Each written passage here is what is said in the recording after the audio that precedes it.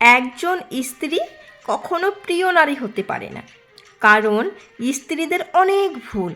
আপনি যদি বেশিরভাগ পুরুষকে জিজ্ঞেস করেন আপনার জীবনের সবচেয়ে প্রিয় নারী কে, সম্ভবত অনেকেই বলবে মা, কেউ বলবেন মেয়ে, কেউ বলবেন বোন, আবার অনেকে বলবেন নানি, কারণ সে তাকে ছোট থেকে কোলেপিঠে করে মানুষ করেছে। এমন অনেকগুলো সম্পর্কের নাম উঠে আসবে, কিন্তু আমি অবাক হই এমন একটা মানুষও নেই যে বলবে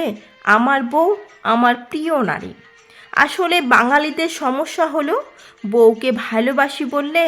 মান সম্মান কমে যায়, বউয়ের কাছে ছোট হতে হয়, লোকে বউ পাগল বলে,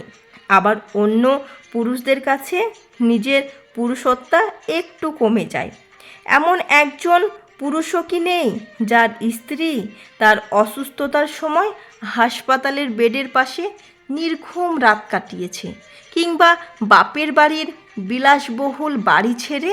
একসঙ্গে জীবন যোদ্ধা করার জন্য খুব অল্প বেতনের ছেলের হাত ধরেছে, তার বাড়িতে এসেছে, শ্বশুরবাড়ির ঝাল তরকারি ভাত খেতে না পারলেও বাবার বাড়ি থেকে ফোন এলে ঠিকই বলেছে আমি খুব ভালো আছি, নাকি মায়ের হাতের রান্না, নিজের বিছানা, ছোট থেকে বড় হয়ে ওঠা যেই বাড়িতে, সেই বাড়ি ছেড়ে আসাটা এতটাই সহজ, তাই নিজের স্ত্রী প্রিয় নারী হওয়ার যোগ্যতা রাখে না।